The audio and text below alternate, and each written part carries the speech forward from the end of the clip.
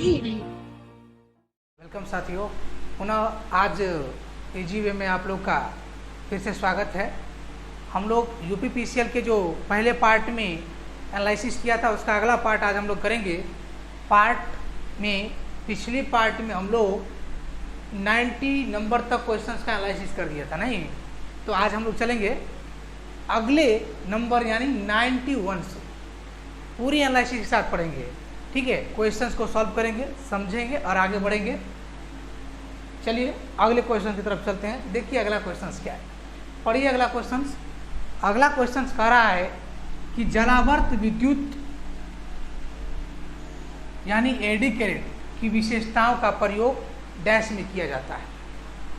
तो eddy current के विशेषता, एडी करंट आप लोग लॉस में पढ़े थे, एडी करंट लॉस हमेशा पढ़ते हैं।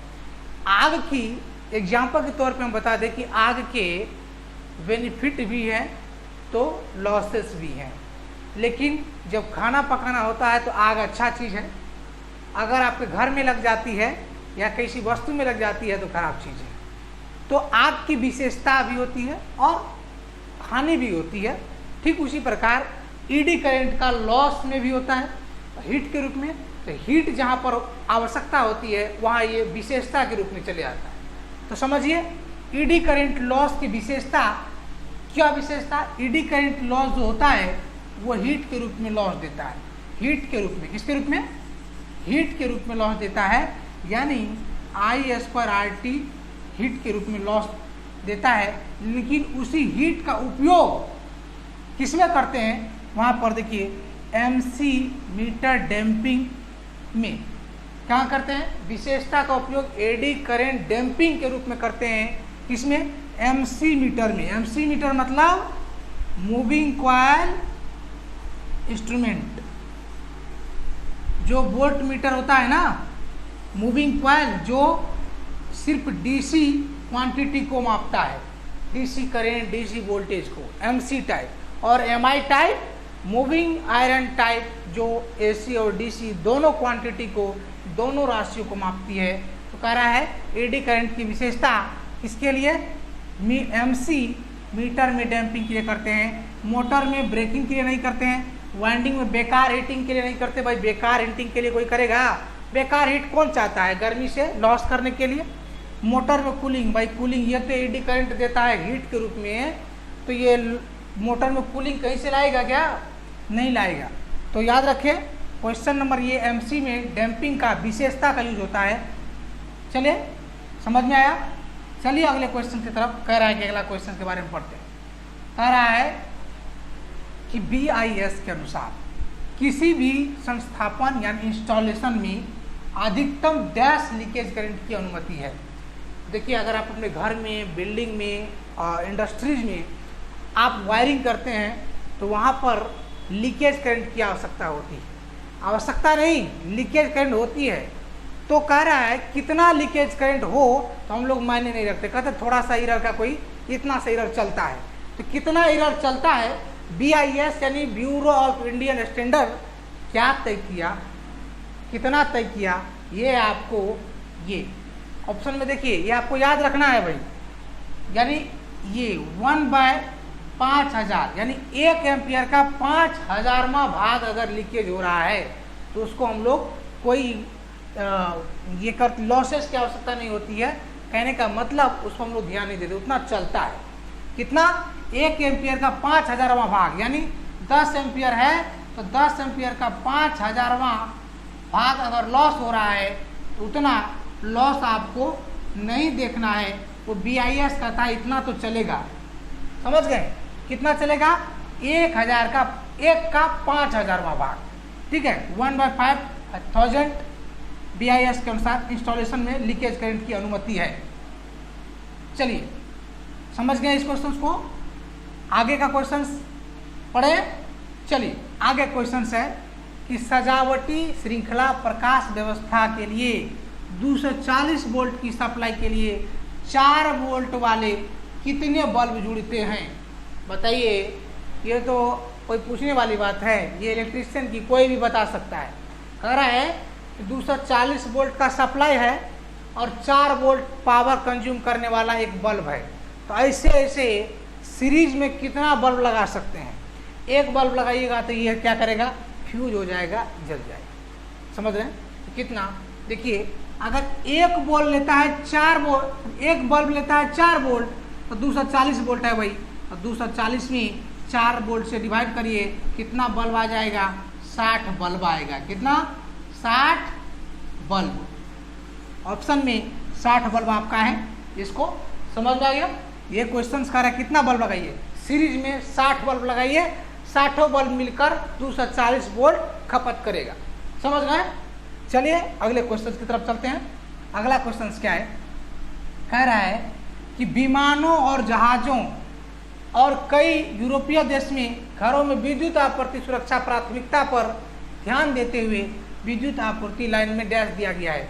कह रहा है जो यूरोपीय प्रदेश है उसमें सप्लाई सोर्स के लिए कितना वोल्टेज का रेगुलेशन रखा गया है। आप जो इंडिया में है, इंडिया में सप्लाई का 220 दिया जाता है जनरली, 220, 225, 230 यानी 240, 220 होता है हमेशा, 220, 440 का। लेकिन यूरोपीय कंट्री में ठंडे प्रदेशों में इसकी अनुमति कितना है, 110 वोल्ट का। जैसे अमेरिका की फ्रीक्वेंसी कितना है, सप्लाई फ्रीक्वेंसी 60 Hz है ना, इंडिया कितना है, इंडिया का है 50 यानी 50 Hz। ठीक उसी प्रकार वहाँ के वोल्टेज सप्लाई 110 और इंडिया में 220, कितना, 220 वोल्ट। समझ गए? ये ऑप्शन याद रखने वाला है, घटना चक्र का क्वेश्चन है, ये याद रखने का चीज़ है। चलिए आगे चले बढ़े। चलिए अगला क्वेश्चन पढ़ते हैं। अगला क्वेश्चन क्या कह रहा है, देखिए अगला क्वेश्चन है 95 नंबर का। कह रहा है आमतौर पर डीजल विद्युत उत्पादन संयंत्र की क्षमता होती है, डीजल उत्पादन जो सब विद्युत उत्पादन करता है डीजल इंजन से जो हम लोग करते हैं उसकी क्षमता कितना होता है। वो कह रहा है ये डीजल इंजन देख रहे हैं, ये इंजन है, इसमें डीजल का तेल डालते हैं, डीजल, और ये डायनमो इस पर घुमाते हैं। ये क्या करता है, मैकेनिकल यांत्रिक शक्ति देता है। क्या देता है, यांत्रिक शक्ति देता है, और इसी यांत्रिक शक्ति को डायनमो क्या करता है, इलेक्ट्रिक पावर यानी विद्युत शक्ति में बदलता है। इलेक्ट्रिक यानी विद्युत में, विद्युत शक्ति में बदलता है। ठीक है, और ये पावर में अनुमति कितनी है इसका, 0.5 kVA। kVA मतलब पावर क्या होता है, P बराबर VI, V यानी वोल्ट, वोल्ट को किलो वोल्ट लिखा है, और एम्पियर का ये kVA लिखा है। तो 0.5 kVA से 110 kVA इसका क्षमता होता है डीजल पावर इंजन का जनरेशन के लिए। समझ गए? ये याद रखिएगा। चलिए ये डीजल इंजन देख लिए। चलिए अगले क्वेश्चन की तरफ चलते हैं, देखते हैं अगला क्वेश्चन क्या कह रहा है, इसको देख लीजिए। चलिए अगला क्वेश्चन है कि प्रत्यावर्तित यानी अल्टरनेटर की रेटिंग डैश होती है। आपको बता दें अल्टरनेटर की रेटिंग kVA में होती है। किसमें, जैसे अभी आपको बताया ना P बराबर VI, इसका पावर में किलो वोल्ट में kVA।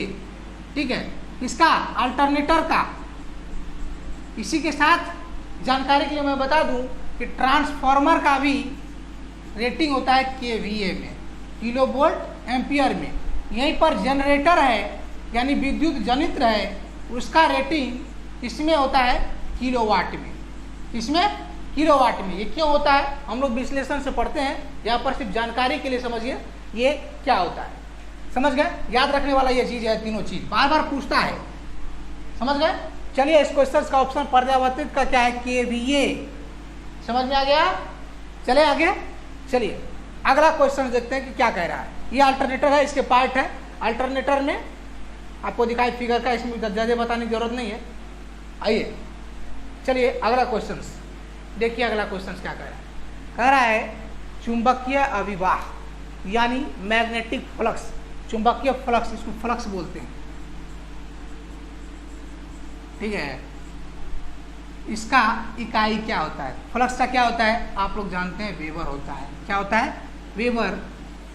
फ्लक्स का यानी फ्लक्स को फाई से, फाई का WB वेबर। ये टेस्ला है, टेस्ला किसका है, फ्लक्स डेंसिटी का, फ्लक्स घनत्व का,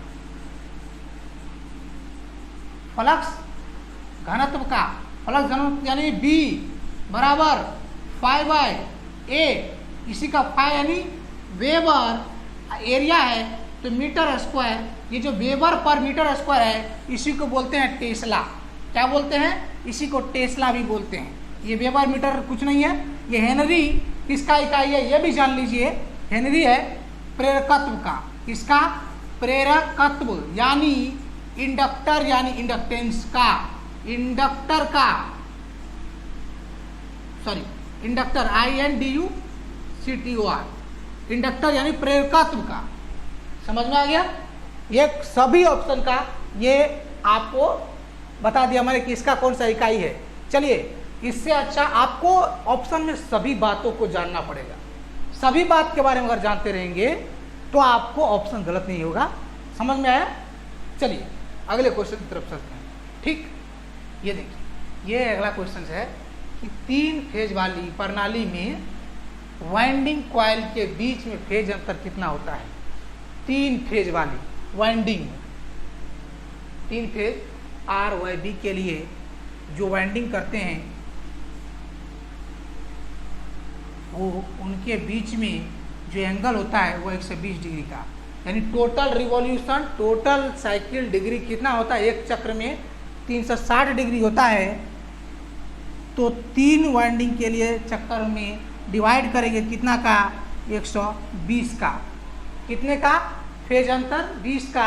इस ग्राफ में समझिएगा थोड़ा सा कि देखिए ये पहला वाइंडिंग है तो ये 180 यहाँ आया, लेकिन उससे के बाद ये 90 से शुरू हुआ, ये 120 जाएगा, फिर यहाँ से आकर 180 आएगा, ये यहाँ तक कितना होता है? 90, और इतना यहाँ से कितना? 90 प्लस 30, यहाँ से यहाँ कितना हो गया? 120, यानी 0 से 120। तो एक दोनों के बीच में, सॉरी तीनों के बीच में 120 डिग्री का अंतर, और किन्हीं 2 फेजों के बीच में जो डिफरेंस होता है वो 30 डिग्री का होता है। थोड़ा यहाँ देखिए, 90 प्लस 30, ये 90 है ना, यहाँ से आता है 30, 120, और फिर 60 आता है तो 180 पे आ जाता है। इतना नहीं जानेंगे, डीप में चले गए थे, सीधा सीधा याद रखिए 3 फेज के लिए 120 डिग्री फेज अंतर होगा। चलिए इसमें समझिए, आगे का क्वेश्चन चलते हैं लेकर के। यह देखिए, निम्न में से किस सेल का कार्यकाल सबसे लंबा होता है? याद रखिए, लिथियम सेल, रिचार्जेबल सेल कहते हैं लिथियम सेल को, जो आपके मोबाइल में, ये फिगर में आप देख रहे हैं, ये बैटरी जो है मोबाइल में लगाते हैं, एक बार मोबाइल के साथ आता है तो ढेर साल, 1 साल 2 साल 3 साल तक चलता है, आगे 5 साल भी चल सकता है, इसकी कोई गारंटी नहीं है, क्योंकि आप अगर उसे सुरक्षित रखते हैं तो। देखिए ये भी जो बैटरी आप कैमरा में लगाते हैं ये भी लिथियम सेल है, लिथियम आयन सेल, इसकी कार्यकाल सबसे लंबा होता है इस ऑप्शन के अकॉर्डिंग। आइए, ऑप्शन में ड्राई सेल है, एक बार ड्राई सेल मतलब टॉर्च वाला सेल, निप्पो एवरीडे जो यूज करते हैं ना वो सेल है ड्राई सेल। एक बार यूज करिए, उसका लाइफ टाइम 6 महीना 3 महीना 4 महीना साल भर से ज़्यादा नहीं होता है। ये सिल्वर ऑक्साइड सेल, इससे ज़्यादा होता है लेकिन लिथियम सेल से ज़्यादा नहीं होता। समझ गए? ये मर्क्यूरी सेल, इस मर्क्यूरी सेल को क्या बोलते हैं? बटन सेल के नाम से भी जानते हैं। कौन सा सेल? बटन सेल के नाम से। ठीक है, याद रखिएगा, पूछता है बार बार कि बटन सेल निम्नलिखित में से कौन सा है? मरकरी सेल को बटन सेल भी बोलते हैं। तो ऑप्शन को ये कौन सा हो गया? लंबे समय तक कार्यकाल के लिए बैटरी लिथियम सेल। चलिए समझ में आया? चलिए अगले क्वेश्चन की तरफ। ये अगला क्वेश्चन देखिए, अगला क्वेश्चन कर रहा है कि वायरिंग प्रणाली में सबसे सस्ता और आसान तरीका कौन है? इसमें ऑप्शन को पढ़ते हैं। ऑप्शन कह रहा है कि शीशा आच्छादित वायरिंग, लेड शीथड वायरिंग बोलते हैं इसको। ये वायरिंग तो बहुत लंबे समय के लिए किया जाता है। ये बैटन वायरिंग है, जो लकड़ी के बैटन पर हम लोग क्या करते हैं, वायर को डाल करके क्लिप लगाते हैं, बैटन वायरिंग। ये नीचे ऑप्शन देखिए, कह रहा है कि लकड़ी की केसिंग केपिंग पर लकड़ी की केसिंग डालेंगे, ऊपर से केपिंग डालेंगे तो उसमें स्क्रू करने के लिए टाइम लगेगा, और उसमें जो काम करने वाला टेक्नीशियन होगा उसको ज़्यादा समय लगेगा।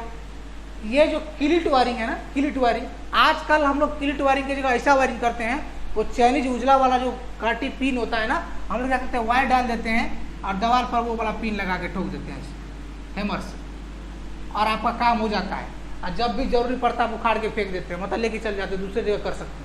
तो उसी प्रकार बैटन वायरिंग क्या है, ये देखिए बैटन है, ये देख रहे हैं ना, ये दो बैटन, इसको दीवार पर रख दीजिए, स्क्रू से टाइट कर दीजिए, इसमें दो ग्रुप्स होता है, ग्रुप्स मतलब नाली, ग्रुप्स मतलब ये जो होल दिख रहे हैं ना इसको ग्रुप्स बोलते हैं, जिसमें वायर को रखा जाता है, ये ग्रुप्स है।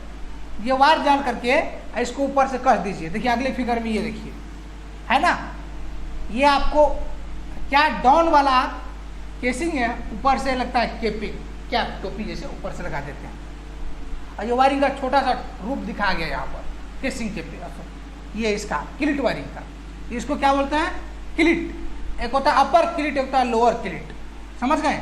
जो दीवार पर सटा हुआ रहता है वो होता है लोअर क्लिट, और जो ऊपर से तार पर लगाया रहता है वो होता है अपर क्लिट, समझ गए। सबसे सस्ता है और आसान भी है, यहाँ पर करिए फिर खोल लीजिए, दूसरी जगह लाके कर सकते हैं। चलिए समझ गए, सबसे सस्ता और आसान तरीका से करने वाला वायरिंग कौन सा है, क्लिट वायरिंग, समझ में आया। चलिए अगले क्वेश्चन की तरफ चले। चलिए ये देखिए कह रहा है बिजली की गति होती है, बिजली की गति मतलब इलेक्ट्रॉन की गति, इलेक्ट्रॉन की स्पीड अपने यहाँ होता है, ये माइल पर सेकंड में दिया है, मीटर प्रति सेकंड नहीं है, ये माइल पर सेकंड है। इतना 1,86,000 माइल पर सेकंड में जाता है, याद रखिएगा, याद करने वाला है। इसका सॉल्यूशन भी आता है, लेकिन हम लोग यहाँ पर क्वेश्चन सॉल्व कर रहे हैं, सॉल्यूशन डेप्ली नहीं पढ़ रहे हैं, यहाँ पर समझने के लिए और एनालिसिस के लिए पढ़ रहे हैं, ठीक है। और विशेष तौर पे पढ़ना होगा तो आप क्लासरूम ज्वाइन करिए, क्लासरूम में पूरे डिटेल प्रूफ के साथ पढ़ाया जाता है आपको, पूरी सर्जरी जो कहते हैं इलेक्ट्रिकल का जितना क्वेश्चन उसका सर्जरी कराया जाता है क्लासरूम में, ठीक है। चलिए अगले क्वेश्चन की तरफ। ये देखिए कह रहा है कि आमतौर पर 3 phase spiral cage induction motor यानी प्रेरण मोटर का पूर्ण लोड करें, मतलब फुल लोड पर जो प्रेरण मोटर है वह सामान्य करंट का 1.5 गुना करंट लेता है। कितना? 1.5 गुना यानी 1.5 लेता है। यही पूछ रहा है यहाँ पर निर्धारित समय, जो मान लीजिए 5 एम्पियर निर्धारित है कि 5 एम्पियर पर आपका मोटर चलता है। अगर मोटर फुल लोड पर चलने लगा तो वो कितना लेगा? 5 का 1.5 यानी 7.5 एम्पियर करंट लेगा। अगर फुल लोड चलेगा निर्धारित से 1.5 गुना करंट लेगा। इस क्वेश्चन का आंसर ये सही हुआ। चलिए आगे की बात इसमें नहीं पढ़ते हैं। जिस क्वेश्चन में सभी के बारे में बताना होगा मैं खुद आपको जानकारी दे दूंगा, खुद आपको बता दूंगा, लेकिन यहाँ पर सिर्फ एक ही लाइन याद रखना है जो आपके लिए कन्फ्यूजन से बाहर रखेगा। आपको कन्फ्यूजन रहा तो कोई समझने कितना भी पढ़ लीजिए, कन्फ्यूजन जब तक क्लियर नहीं होगा आप क्वेश्चंस को सॉल्व नहीं कर पाएंगे, हैंडल नहीं कर पाएंगे। इसलिए हर क्वेश्चन जिसमें कन्फ्यूजन की बात आती है वहां पर हम चर्चा नहीं करते। ठीक है, चलिए आगे क्वेश्चन देखते हैं। ये लीजिए आगे का क्वेश्चन कर रहा है कि 3 फेज वाली आपूर्ति प्रणाली मतलब सप्लाई सिस्टम में न्यूट्रल पॉइंट डैश कनेक्शन में उपलब्ध नहीं होता है। न्यूट्रल किस कनेक्शन में उपलब्ध नहीं होता है? पहले तो कनेक्शन जान लीजिए। कनेक्शन 2 प्रकार के होते हैं 3 फेज में। एक होता है स्टार कनेक्शन जिसको बोलते हैं वाई कनेक्शन, वाई कनेक्शन भी बोलते हैं इसको। ये है स्टार, नहीं दिख रहा है स्टार जैसे। और एक दूसरा होता है डेल्टा कनेक्शन। कौन सा? Delta connection. Line 1, line 2, line 3 यानी L1, L2 और L3। यहाँ भी L1, L2, L3। इसी को R चेंजेस हैं, ये इसी को R, Y, B भी बोलते हैं। ठीक है, देखिए इसमें क्या होता है, स्टार कनेक्शन में सभी तीनों वाइंडिंग का एक कॉमन पॉइंट होता है। और कॉमन पॉइंट क्या होता है, यहाँ से एक वायर निकाल करके कनेक्शन से एक नया वो कनेक्शन निकालते हैं, उसको बोलते हैं न्यूट्रल। तो कॉमन में यहाँ स्टार में क्या हुआ, न्यूट्रल हुआ, लेकिन यहाँ पर कोई कॉमन पॉइंट नहीं दिख रहा है आपको, इसीलिए डेल्टा कनेक्शन न्यूट्रल नहीं होता है। तो ऑप्शन हो गया डेल्टा कनेक्शन। डेल्टा कनेक्शन में न्यूट्रल पॉइंट नहीं होता है। समझ में आ गया? सब देखिए दोनों फिगर आपके सामने है, ये हुआ स्टार, ये हुआ डेल्टा। ठीक है, चले चलिए आगे क्वेश्चन, ये रहा आगे वाला क्वेश्चन। नेक्स्ट क्वेश्चन पढ़ते हैं। फ्लेमिंग के दाएं हाथ का नियम क्या दर्शाता है? फ्लेमिंग का नियम आप लोग पढ़े होंगे। फ्लेमिंग का दो नियम, कौन सा? एक होता है दाएं हाथ का नियम, एक होता है बाएं हाथ का नियम। दाएं हाथ का नियम क्या कहता है, जो क्वेश्चन कहता है उसके बारे में जानते हैं। दाएं हाथ का नियम हम लोग जनरेटर में पढ़ते हैं। जनरेटर यानी दाएं हाथ के नियम के सिद्धांत पर काम करता है जनरेटर। क्या काम करता है? कि वह काम करता है कि जनरेटर क्या देता है आपको? वोल्टेज देता है, यानी करंट देता है। तो वोल्टेज की दिशा ज्ञात करने के लिए, यानी ईएमएफ इलेक्ट्रोमोटिव फोर्स की दिशा ज्ञात करने के लिए हम फ्लेमिंग के दाएं हाथ का नियम के सिद्धांत पर ज्ञात करते हैं। देखिए क्या कहता है दाएं हाथ का नियम। सबसे पहले ये करा है कि इसे क्या ज्ञात करने के लिए? दिशा, यानी प्रेरित ईएमएफ की दिशा, इंड्यूस्ड ईएमएफ की। इंड्यूस्ड मतलब उत्पन्न होने वाला विद्युत वाहक बल किधर से किधर बह रहा है, कॉइल में, तार में, ये ज्ञात करने के लिए। ठीक है, आइए इसमें एक क्वेश्चन और पूछता है जिनके बारे में आपको मैं बता देता हूँ। वो पूछता है कि दाएं हाथ के नियम के अनुसार अंगूठा क्या दर्शाता है? दाएं हाथ के नियम के अनुसार मध्यमा किस चीज को दर्शाता है? आइए आपको आज ऐसा चीज बताएंगे, आपको याद रहेगा हमेशा। ये देखिए दाएं हाथ अपना निकालिए, और दाएं हाथ निकाल करके आप ऐसे पकड़िए, तीनों उंगली आपस में कितने डिग्री पर होना चाहिए? 90 डिग्री पर। और अंगूठा यानी मोशन की दिशा किधर से किधर, ये देखिए ये मैग्नेटिक फील्ड है, उसमें क्या करते हैं? तार को रखते हैं, यानी कॉइल को रखते हैं। तो कॉइल ऊपर की तरफ और इधर नीचे की तरफ, इधर घूमेगा तो ये, अगर ये इधर घूमेगा ऊपर की तरफ, इधर जाएगा नीचे की तरफ। तो अंगूठा ऐसे रखेंगे, मोशन मतलब घुमाएंगे ऊपर की तरफ, तो अंगूठा बल की दिशा यानी एम मोशन। और ये जो एन और एस दो पोल है, तो फ्लक्स जाएगा इधर। देखिए फ्लक्स जा रहा है आपके सामने, मेरी इस उंगली के सामने, ठीक है, और घुमा रहे ऊपर की तरफ, ये रखा हुआ ऐसा ऊपर की तरफ घूमेगा, तो करंट जाएगा इस उंगली की तरफ। ये देख रहे हैं तीसरे वाला मध्यमा, उसके तरफ जाएगा, यानी इधर करंट बहेगा। इसमें करंट के लिए मैं दर्शा दूं यहाँ पर, ये इधर की ओर, समझ गए? मोशन घूमेगा ऊपर की तरफ, अब फ्लक्स जाएगा आपके तर्जनी उंगली की तरफ, तो करंट की तरफ आएगा ईएमएफ आगे की तरफ, इस उंगली की तरफ। समझ रहे हैं? अब आपको शॉर्टकट याद रखने का क्या है? इस उंगली को तो नहीं समझे सर, कि थंब है ये बल की दिशा, कंडक्टर की घूमने की दिशा, और बीच ये जो तर्जनी है अंगूठा के बाद, इसको पहली उंगली भी बोलते हैं, कोई कोई बुक में पढ़ते हैं आप, वो फ्लक्स की दिशा, और ये तीसरी उंगली यानी मध्यमा है, वो ईएमएफ की दिशा दर्शाता है। एक ट्रिक छोटा सा मैं बता देता हूँ। मोशन मतलब ये एम, फील्ड मतलब मैग्नेटिक फील्ड मतलब एफ, और करंट मतलब सी। याद रखिए, अंगूठा मतलब मदर यानी मोशन, और फील्ड मतलब फादर। ये मदर और फादर यानी अंगूठा मदर, पहली उंगली यानी तर्जनी फादर, और दोनों मिलके पैदा कर दिया एक बच्चा चिल्ड्रेन। सी यानी करंट, तो मदर हुआ मोशन, कंडक्टर में घूमने की दिशा, फील्ड में हुआ फादर यानी फ्लक्स की दिशा, और सी करंट, मध्यमा हुआ करंट यानी चिल्ड्रेन। मदर और फादर मिलकर क्या हुआ? करंट की दिशा बताया, यानी चिल्ड्रेन को निकाला। तो क्या हुआ? समझ में आ गया? मदर, फादर और चिल्ड्रेन। मोशन अंगूठा मदर, और पहली उंगली यानी तर्जनी फादर, और तीसरी उंगली यानी मध्यमा जो होता है वह होता है चिल्ड्रेन। दोनों मिलकर चिल्ड्रेन। नहीं समझ में आया? अच्छा लगा? चलिए इसी तरह ढेर सारी बातें हम लोग करेंगे। यहाँ पर समय कम रहता है, एनालिसिस की बात करते हैं, इसीलिए हम लोग कम बात करते हैं। चलिए आगे क्वेश्चन समझ में आ गया? चलिए अगला क्वेश्चन कह रहा है कि शक्ति कारक यानी पावर फैक्टर का अधिकतम मान क्या होता है। पहले पावर फैक्टर क्या होता है ये आप जान लीजिए, थोड़ा सा बता दो। कॉस फाई, कॉस फाई बराबर होता है R/Z। Are bye Z, are यानी प्रतिरोध, बटे इंपीडेंस यानी प्रतिबाधा, इसका रेशियो कहलाता है कॉस फाई और पावर के रूप में भी होता है। तो यहाँ कॉस फाई यानी कॉस फाई का मैक्सिमम यानी अधिकतम मान कितना होगा, 1 होगा, और न्यूनतम मान अधिकतम मान 1 और मिनिमम 0 यानी न्यूनतम मान होता है 0।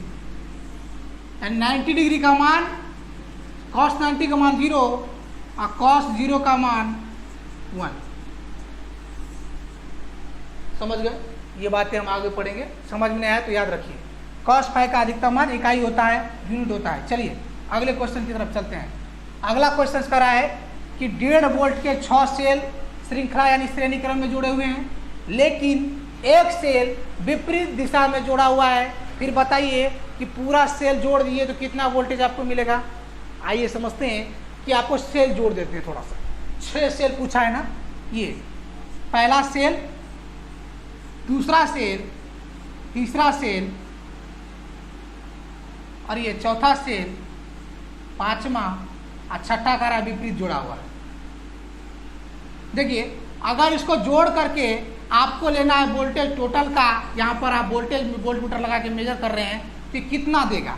कह रहा है प्रत्येक सेल है 1.5 वोल्ट का, नहीं ये भी 1.5, सारा का सारा 1.5। तो यहाँ देखिए यहाँ भी 1.5, यहाँ भी 1.5, यहाँ भी 1.5, यहाँ भी 1.5, सभी का 1.5 वोल्ट का है। देखिए एक पॉजिटिव और दूसरा निगेटिव उल्टा जुड़ा हुआ है। तो देखिए ये +5 है, ये -5, दोनों क्या हुआ, कैंसिल कर दिया, नहीं किया, कितना बचा, 4 वो 1 2 3 4 है तो 4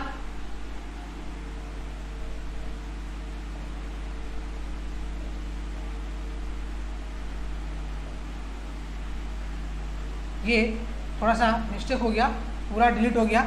चलिए फिर से बता दे, कोई बात नहीं। आपको ये देखिए सेल कितना, 5 सेल है ना, फिर से हमको बता देते हैं आपको। ये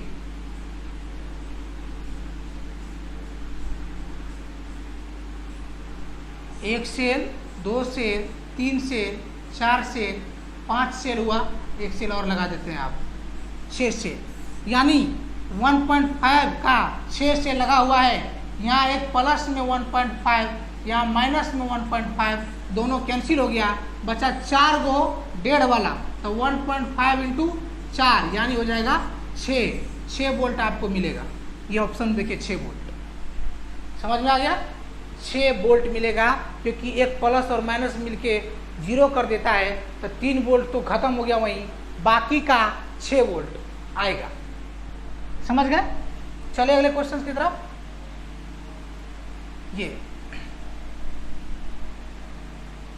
ये देखिए एक है ये वाला, ये कह रहा है कि अग्नि अलार्म प्रणाली के भाग क्या क्या है, यानी फायर अलार्म। फायर अलार्म मतलब जब आप बड़े बड़े बिल्डिंग में जाते हैं, वर्कशॉप में जाते हैं, जब आग लगती है तो एक सायरन बजता है। सायरन बजने लगता है, कोई बजाता नहीं है, वो ऑटोमेटिक होता है। तो क्या होता है उसमें, क्या क्या होता है, बजने वाला पार्ट होगा सायरन यानी घंटी अलार्म वाला, और क्या होगा, बैटरी होगा, अगर उसमें लगा होगा तो नहीं होगा, क्योंकि जब बजेगा तो बैटरी होना चाहिए। एक जो आग लगने से अपने आप बोलेगा भाई, तो सेंसिंग करने वाला ना, समझने वाला होना चाहिए ना, यानी सेंसर होना चाहिए।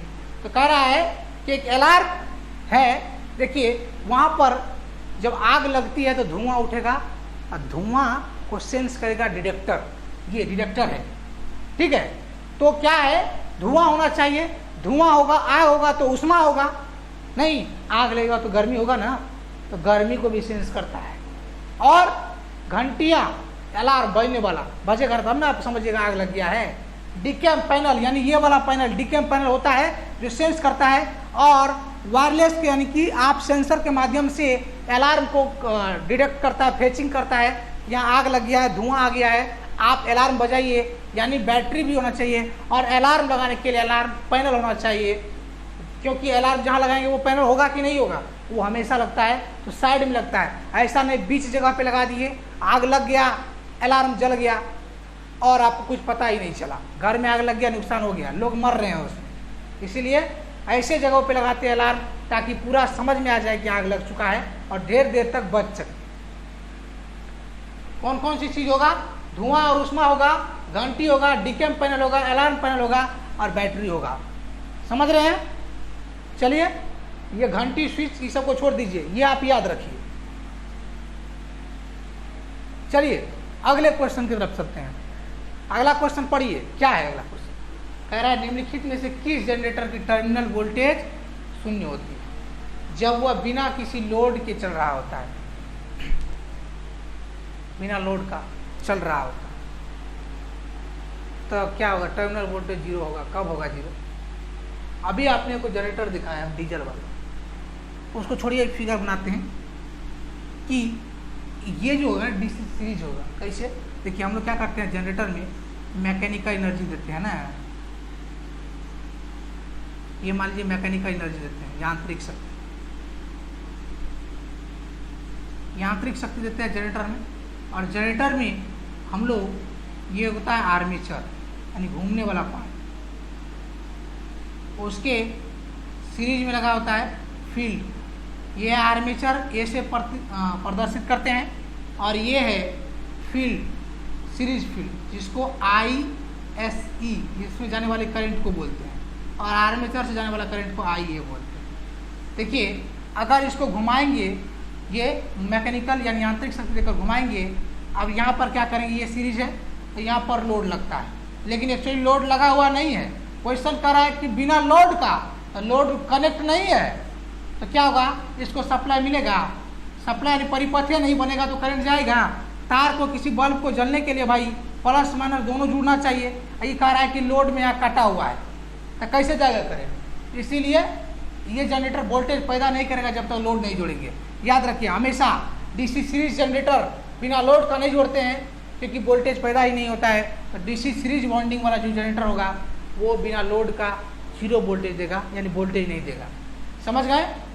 वोल्टेज शून्य होगा, टर्मिनल वोल्टेज। टर्मिनल वोल्टेज कहाँ? जहाँ पर हम लोग वोल्टेज लेते हैं उस टर्मिनल को टर्मिनल बोलते हैं, वहाँ पर वोल्टेज लेते हैं, इसलिए टर्मिनल वोल्टेज बोलते हैं। नहीं, चले आगे क्वेश्चन की तरफ चले। देखिए, आगे वाला क्वेश्चन बहुत इजी क्वेश्चन है, ये सभी लोगों को पता है, चाहे इलेक्ट्रिशियन हो कि नहीं हो। लेकिन याद रखिएगा, आप अगर आप एक इलेक्ट्रिशियन है, आप इस ट्रेड की तैयारी करते हैं, तो आप चालक और कम से कम अर्धचालक जो ज़्यादातर यूज में आते हैं, बार बार आपके जुबान पर आता है, उस चीज़ का परमाणु संख्या आप याद रखिए, परमाणु भार भी याद रखिए। ये कॉपर का परमाणु संख्या क्या होता है? Cu इसका संकेत होता है कॉपर का, और इसकी परमाणु संख्या होती है 29।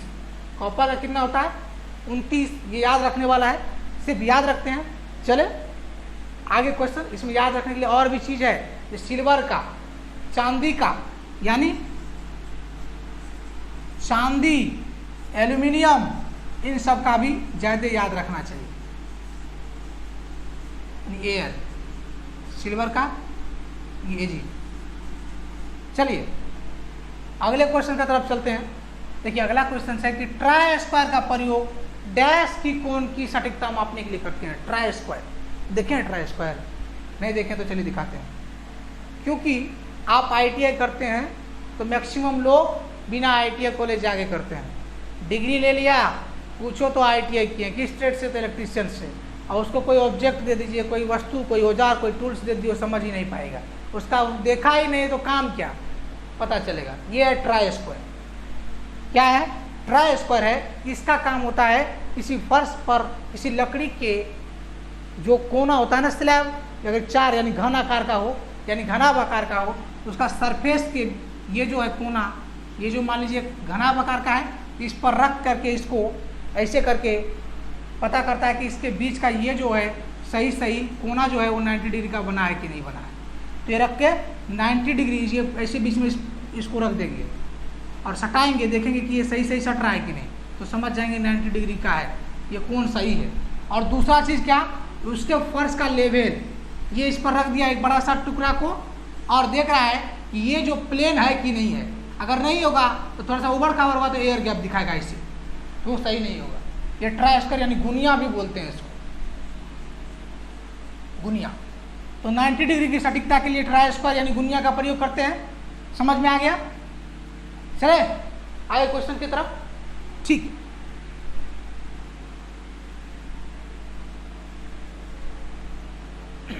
चलिए ये रहा आपका अगला क्वेश्चन। क्या है कि डीसी मोटर स्टार्टर का प्रयोग गैस के लिए करते हैं। डीसी मोटर में स्टार्टर पड़े हैं, इसलिए करते हैं स्टार्टिंग करंट को कम करने के लिए। क्यों? क्योंकि जब वह पूरा करंट जितना नहीं 5 एम्पियर पर मोटर चलता है, पूरा का पूरा 5 एम्पियर करंट अगर दे देंगे तो उसमें लगा होता आर्मेचर यानी रोटर, उसके अंदर आर्मेचर अभी बार बार हम कह रहे हैं पोल के बीच में, उसमें सप्लाई जाएगा। इसका रेजिस्टेंस लगभग 1 से कम होता है। क्या होता है? 1 ओम से कम होता है। 5 एम्पियर जाएगा तो ये जल जाएगा, इसमें जो कॉयल होता है वह जल जाएगा। इसीलिए कम करंट दे करके, स्टार्टिंग करंट दे करके चलाएंगे और 75% स्पीड तक और चलता है। लोड तब देते हैं तब पूरा करंट दे देते हैं। ठीक है, इस मोटर में तो प्रारंभिक करंट को नियंत्रित करने के लिए यानी कंट्रोल करने के लिए हम लोग स्टार्टर का उपयोग करते हैं। 3 प्रकार के स्टार्टर होते हैं इसमें, डीसी में 2 पॉइंट वाला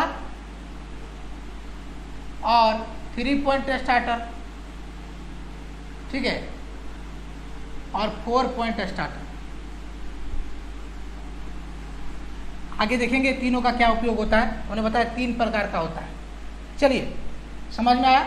इस क्वेश्चंस को आगे बढ़ते हैं लेकर के। देखिए एक होता है वेव वाइंडिंग में डैश होता है। वेव वाइंडिंग में क्या होता है? 2 प्रकार का वाइंडिंग होता है। डीसी मशीन में 2 प्रकार का वाइंडिंग होता है। एक होता है लेप वाइंडिंग, लेप वाइंडिंग, और दूसरा होता है वेव वाइंडिंग। वेव वाइंडिंग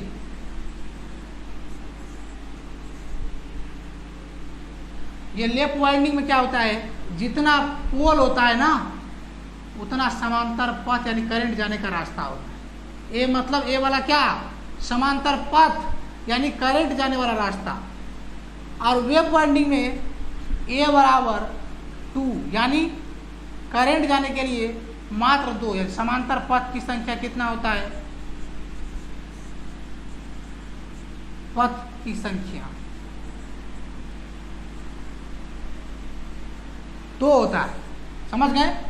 ये आपको वाइंडिंग में पढ़ते हैं हम लोग डिटेल से। तो यहाँ ऑप्शन के लिए हम लोग पढ़ते हैं लेप वाइंडिंग। लेप वाइंडिंग में ये बराबर 2 करंट जाने के 2 रास्ता। सॉरी वेव वाइंडिंग में क्या? वेव वाइंडिंग में ये बराबर 2 यानी वेव मतलब सीधा समझिए वेव ऐसे होता है ना, तो एक रास्ता इधर से एक रास्ता इधर से 2 रास्ता हो।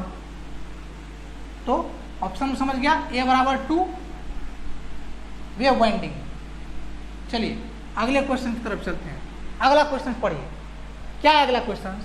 कि 100 एम्पियर ऑब्लिक यानी बटे 5 एम्पियर का रेशियो, ये रेशियो है का अनुपात करंट ट्रांसफार्मर 5 एम्पियर के मीटर से जुड़ा है। ऐसा रेशियो वाला करंट ट्रांसफार्मर है और जुड़ा हुआ है।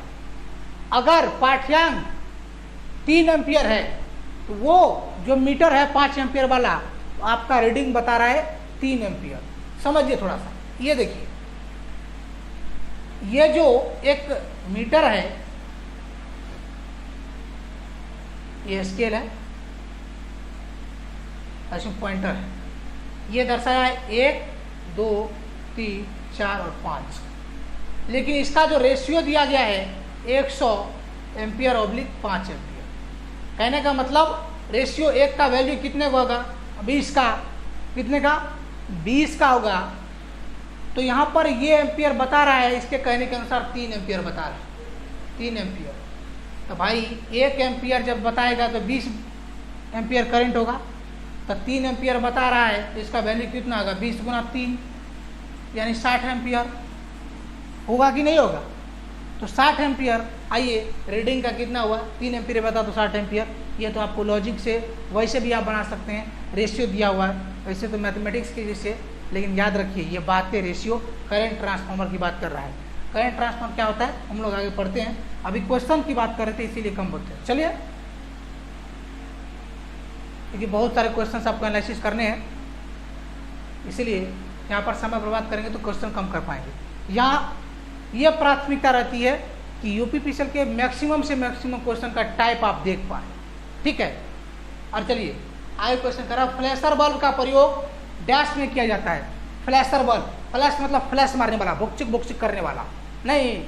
क्या होता है ऑर्केस्ट्रा में देखते हैं, ये जो अवार्ड शो होता है सिनेमा इंडियन का, आइडल का, एकदम पूरा लाइटिंग डाइटिंग होता है, वही होता है फ्लैशर। आपके एम्बुलेंस में जो होता है बुक बाग वाई वाई वाई वाई बोलते रहता है और लाइट चलते रहता है, लोग रास्ता खाली करता है, वो भी एक फ्लैशर बल्ब है। तो किसके लिए करते हैं? तो एम्बुलेंस में भी करते हैं और ज़्यादातर सजावट के लिए। आप दिवाली में और फंक्शन में, पार्टी में, वो जो लाइट होता है डेकोरेशन रंगीन वाला, वो होता है फ्लैशर, जो जलते रहता है डिफरेंट डिफरेंट कलर में, वो होता है फ्लैशर बल्ब। यानी सजावटी प्रकाश की व्यवस्था के लिए फ्लैशर बल्ब का उपयोग करते हैं। समझ में आया? चलिए, सिलाई की दुकान में ऐसा बल्ब लगा दे। देखिए ऑप्शन क्या क्या लिखा है। कारखाना के प्रकाश व्यवस्था में, अगर कारखाने में भुकचुक मानेगा, मशीन में हाथ घुसाएगा, अंधेरा होगा, हाथ जाएगा कट, हो जाएगा विकलांग, क्या कमाएगा भाई? वहाँ पर फ्लैशर बल्ब लगाने की जरूरत है। देखिए सिलाई मशीन की दुकान में अजीब क्वेश्चन है, आपको हंसी लगेगा पढ़ के कि सिलाई मशीन के दुकान में एक बुक बाग करने वाला बल्ब क्या लगाएगा? वो कपड़ा सिलेगा, हाथ को पैर को सिल लेगा ऐसे, इसलिए वहाँ पर भी नहीं होगा। कार्यालय में, भाई कार्यालय में बुक बाग नहीं लगाएं तो प्लेन वाला लगाना चाहिए, कि वहाँ बुक बाग क्या, ये फ्लैशर बल्ब का वहाँ जरूरत नहीं है। वैसे भी कोई भी आदमी ये चैप्टर नहीं भी पढ़ा है तो आपका इसका आंसर दे देगा, सजावटी के लिए, फ्लैशर के लिए। लेकिन मीनिंग समझना चाहिए फ्लैशर बल्ब क्या होता है, फ्लैश वाला, आपके मोबाइल में जो फ्लैश होता है। चलिए क्वेश्चन समझ में आया? फ्लैशर बल्ब का सजावटी प्रकाश की व्यवस्था के लिए यूज करते हैं। चलिए अगला क्वेश्चन आपका क्या है उसको पढ़ते हैं। ये देखिए फोटो भी है आपका, ये फ्लैशर बल्ब एम्बुलेंस वाला और ये ट्रैफिक लाइट वाला भी होता है फ्लैशर बल्ब। चलिए अगला क्वेश्चन है कि 117 नंबर का, सीसा एसिड बैटरी में निम्न में से किस इलेक्ट्रोलाइट का उपयोग करते हैं? भाई इलेक्ट्रोलाइट कौन कौन, एक बार पढ़ लेते हैं। ये सोडियम क्लोराइड, ये यानी सोडियम क्लोराइड मतलब NaCl, और ये हाइड्रोक्लोरिक एसिड, पेट दर्द होता तो देना है भाई। और ये ये सल्फ्यूरिक एसिड, तनु सल्फ्यूरिक एसिड मतलब विलियन वाला, डाइल्यूट वाला। हम लोग जो बैटरी है तो उसमें पानी होता है ना, तनु मतलब गीला होता है, इसीलिए डाइल्यूट सल्फ्यूरिक एसिड यानी H2SO4 का जलीय विलयन वाला। अमोनियम क्लोराइड प्राइमरी सेल में करते हैं NH4 का, NH4Cl अमोनियम क्लोराइड। चलिए आपको भी इसी साथ में इसका सूत्र भी लिख दिए, आप याद रखिए, चाहे केमिस्ट्री पढ़ते, जनरल साइंस पढ़ते, उसके भी बेनिफिट है। आइए समझ में आया? कौन सा सल्फ्यूरिक एसिड यानी H2SO4 का यूज करते हैं लेड एसिड बैटरी, सीसा संचायक बैटरी में। चले अब आइए अगला क्वेश्चन को सॉल्व करते हैं। क्या है भाई अगला क्वेश्चन? ये है अगला क्वेश्चन, कह रहा है एक थर्मोकपल उपकरण डैश पर काम करता है। अब थर्मोकपल उपकरण क्या है? थर्मो मतलब हीट करने वाला ना। आइए इसका बेसिक समझाते हैं। आप यहाँ ऑप्शन भी है, सब कुछ है, लेकिन आपको समझ में आएगा, आप याद करेंगे। रट्टा मार वो कबूतर वाला कहते हैं ना, कि दाना डालेगा, जाल बिछाएगा, गलती से उसमें फंस नहीं जाना, ऐसा रट्टा मार नहीं करना है। कबूतर फिर भी फंस जाता है, इसीलिए आप भी फंस जाएंगे क्वेश्चन में। ऐसे रट्टा मार नहीं करना है। क्या करना है? कह रहा है कि थर्मोकपल के बारे में जानिए।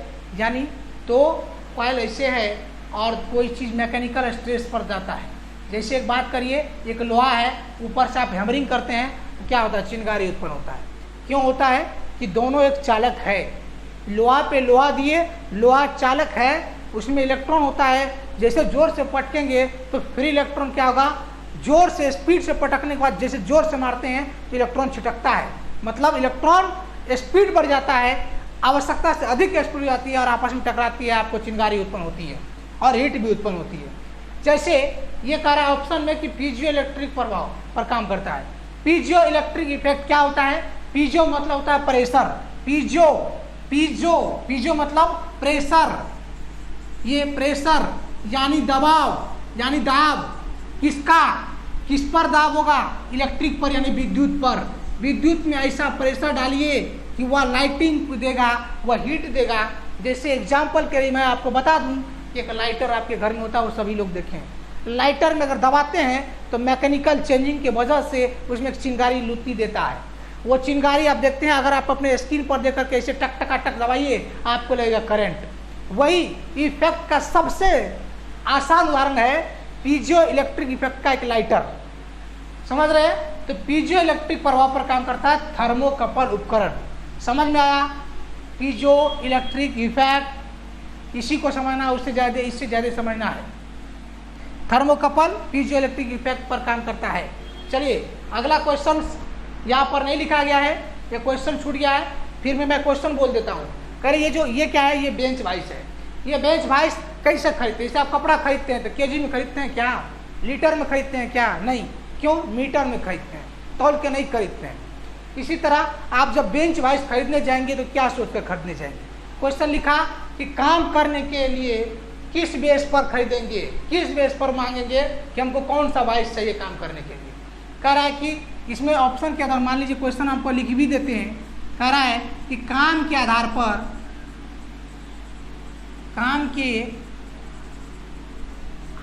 पर वाइस डैश प्रकार से निर्धारित करेंगे, डैश प्रकार से निर्धारित करेंगे। आप देख लीजिएगा 24 का क्वेश्चन से वहां पर लिखा हुआ करेंगे। तो किस चीज से निर्धारित करेंगे, कैसे निर्धारित करेंगे? ऑप्शन में लिखा हुआ था, हम दे देते हैं आपको कि जाओ, जाओ होता है इसका मुंह, जाओ मतलब चाओ बोलते हैं, चाहे आ करते हैं तो ये वाला, ये उसी का, ये देखिए खोलने वाला है, इसमें इसको जाओ बोलते हैं। समझ रहे ना? इसको हैंडल बोलते हैं। ये बेंच है, और बेंच पर लगने के कारण इसमें दो चीजें होती है, याद रखिए। हम थोड़ा वाइस के बारे में थोड़ा बता दे रहे हैं। एक होता है मूवेबल, ये वाला पार्ट देख रहे हैं, इसको घुमाइएगा तो आगे पीछे होगा। एक होता है फिक्स जॉ, ये देखिए ये नहीं हिले डुलेगा। जैसे आपको स्लाइड रिंच में होता है ना, आप घुमाते हैं तो एक पार्ट आगे पीछे होता है, एक पार्ट फिक्स रहता है। समझ गए ना?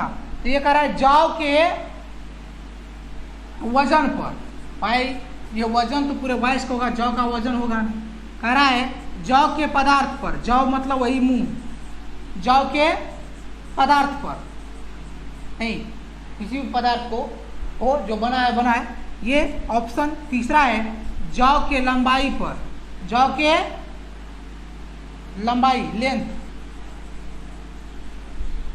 जौ के लेंथ यानी लंबाई। याद रखिएगा जौ के लंबाई पर, जौ कितना खुलता है उसके बीच में कितनी लंबाई होती है, कौन सा मेटल लगाना है, छोटा पतला तार देना है तो कितना लेना है, थोड़ा बड़ा मेटल घुसाना है तो जौ की लंबाई थोड़ा मुंह खुलना चाहिए ज़्यादा, इसके आधार पर देता है, न कि वजन के आधार पर, न कि पदार्थ के आधार पर। समझ में आ गया? ऑप्शन नंबर 3 जौ की लंबाई के आधार पर काम करने वाला वाइस हम लोग निर्धारित करते हैं। समझ में आया? चले अगले क्वेश्चन की तरफ। अगला क्वेश्चन को देखते हैं क्या कह रहा है। कह रहा है कि गैस से भरे टंगस्टन फिलामेंट लैंप, यानी एक बल्ब है, लैंप जो बोलते हैं बल्ब को बोलते हैं, ये वो लैंप नहीं है किरासन तेल वाला। समझ गए ना? ये लैंप है बल्ब जो अपने घरों में जलाते थे पहले, 100 वाट का, 60 वाट का, आज का लगे एलईडी में, ठीक है, लाइट इमिटिंग डायोड वाला। ये कह रहा है उसमें टंगस्टन का जो फिलामेंट लगा होता है ना, ये भी पूछता है कि बल्ब में जो फिलामेंट लगा होता है किसका लगा होता है, टंगस्टन का। ये भी आप समझ लीजिए। ये जो बल्ब, ये टंगस्टन का जो गलनांक बिंदु होता है ना, एक्चुअल होता है 3400 डिग्री के लगभग होता है, 3400 डिग्री से। लेकिन इसका जो वर्किंग, कार्य करने का टेम्परेचर है ना, 2200 डिग्री सी तक आप इसको काम पे लाइए, उससे ज़्यादा नहीं लाना है। तो वर्किंग टेम्परेचर है 2200 डिग्री सी। याद रखिएगा टंगस्टन का कार्यकारी तापमान 2200 डिग्री सी होता है और इसका गलनांक बिंदु होता है 3400 पे। इसका मतलब ये नहीं है कि 3400 पे काम करेंगे, 3400 डिग्री सी तक अगर ये काम पर लाएंगे तो ये टंगस्टन हो जाएगा पानी पानी, आपका काम नहीं होगा। समझ गए? ये था आज का 120 क्वेश्चन, जिसमें 30 का स्लॉट था। 30 स्लॉट में 90 से लेकर के 120 तक हमने बताया, 120 तक के क्वेश्चन को हमने सॉल्व किया। मैं बता दे रहा हूँ, ये इजी वे चैनल आप लोग सब्सक्राइब करिए और दोस्तों में शेयर करिए। इलेक्ट्रिशियन वाले हैं तो इलेक्ट्रिशियन पढ़िए, ताकि फिटर, आरएसी, वेल्डर, टर्नर सभी के लिए प्रीवियस क्वेश्चन का एनालिसिस होता है, यहाँ पर क्वेश्चन का डिस्कशन होता है। साथ ही साथ इसमें जो यूपीपीसीएल में कंप्यूटर पूछे गए हैं और मैथ रीजनिंग में पूछे गए हैं, उनका भी एनालिसिस होता है। तो आप बने रहिए इजी वे चैनल के साथ, सब्सक्राइब कर लीजिए, नोटिफिकेशन बेल आइकन को दबा दीजिएगा, इसलिए कि आपको जब भी एनालिसिस दिया जाएगा आपको जानकारी मिल जाएगा और आप तभी इसका एनालिसिस कर लीजिएगा, पढ़ लीजिएगा, क्वेश्चन का तरीका देख लीजिए। चलिए इसके बाद हम लोग अगले 121 नंबर का क्वेश्चन अगले पार्ट में आपको बताएंगे। तब तक के लिए धन्यवाद।